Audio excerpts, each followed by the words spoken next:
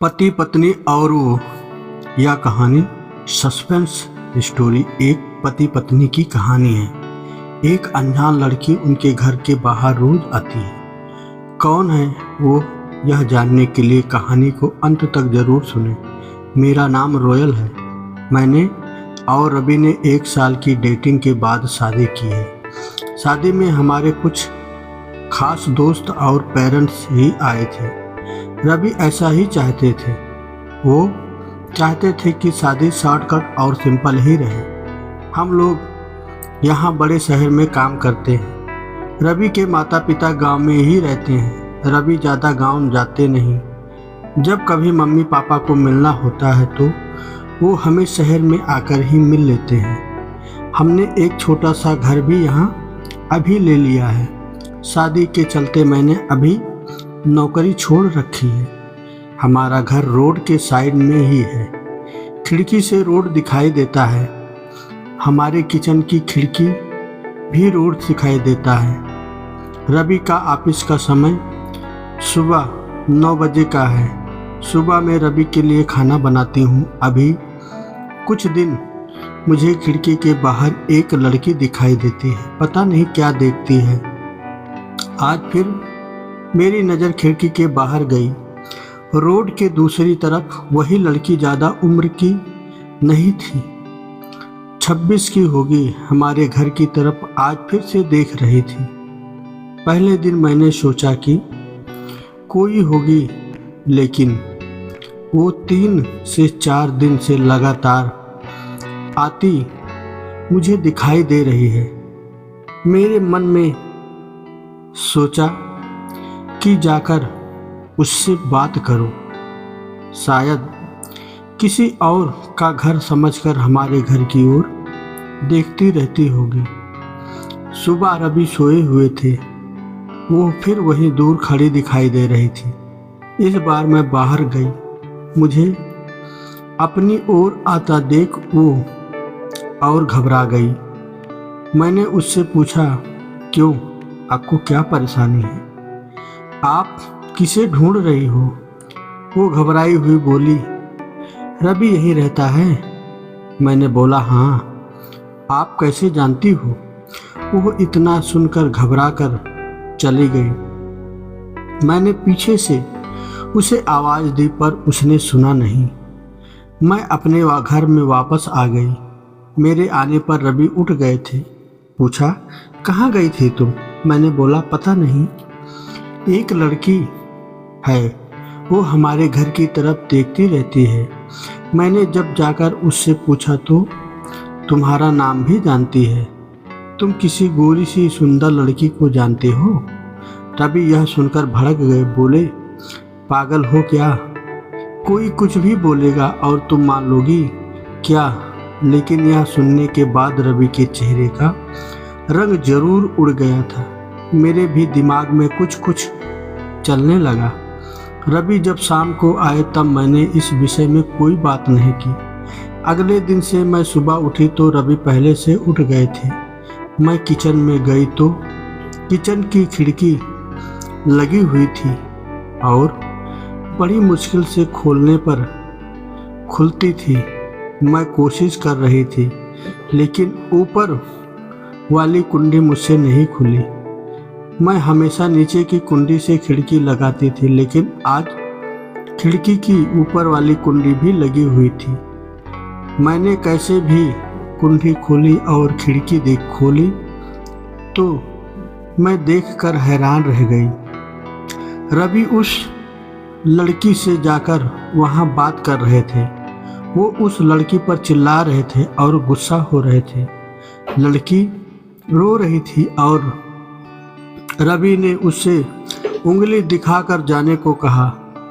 यह सब देखकर मैंने खिड़की बंद कर ली ताकि रवि को ना लगे कि मैंने उसे यह करते देखा है।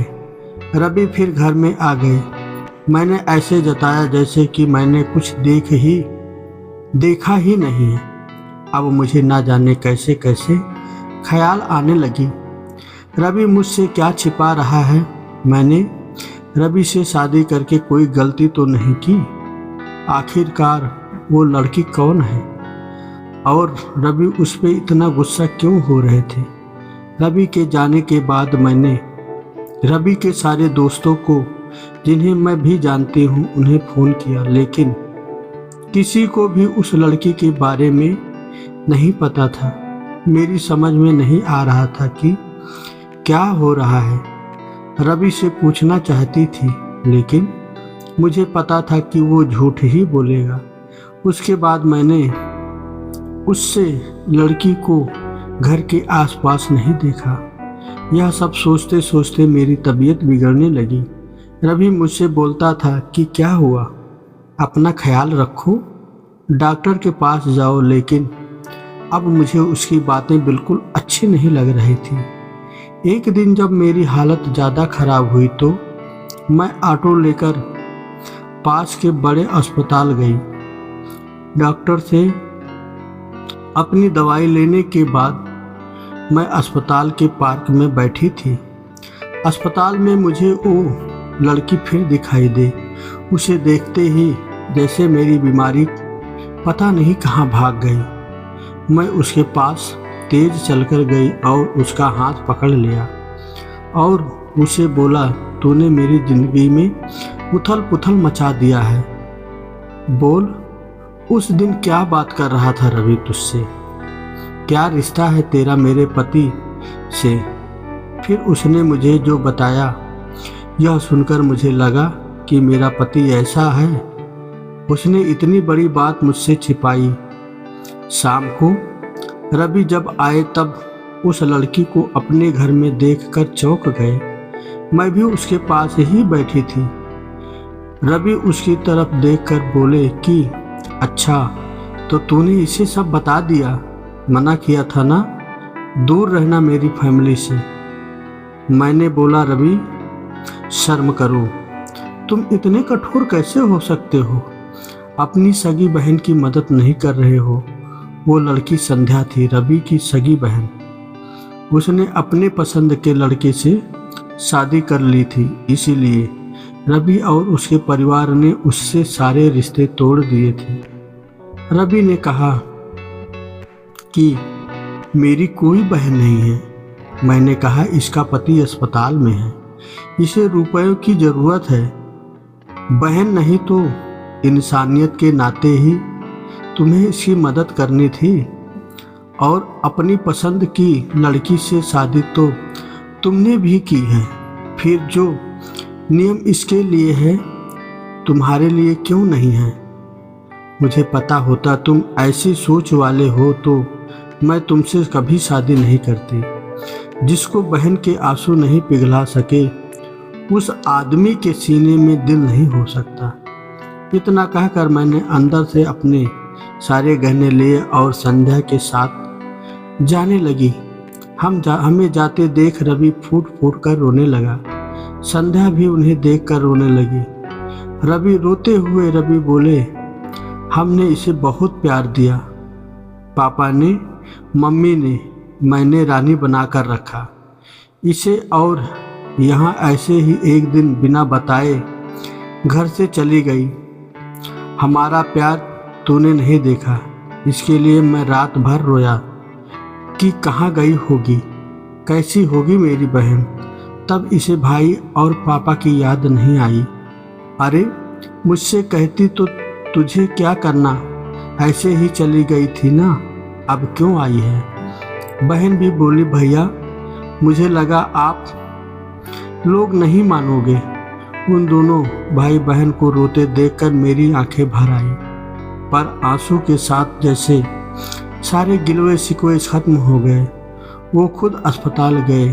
संध्या के हाथ मम्मी पापा को भी बुलाया। दोनों ने बेटी को बड़े प्यार से गले लगा लिया। अब अस्पताल में संध्या के पति की हालत बहुत अच्छी है। डॉक्टर ने कहा कि जल्दी डिस्चार्ज हो जाएंगे। रवि की आंखों में मुझे एक अलग सुकून देखने को मिल रहा था। रवि ने संध्या को कहा, अब कुछ करेगी तो माफ़ नहीं करूँगा।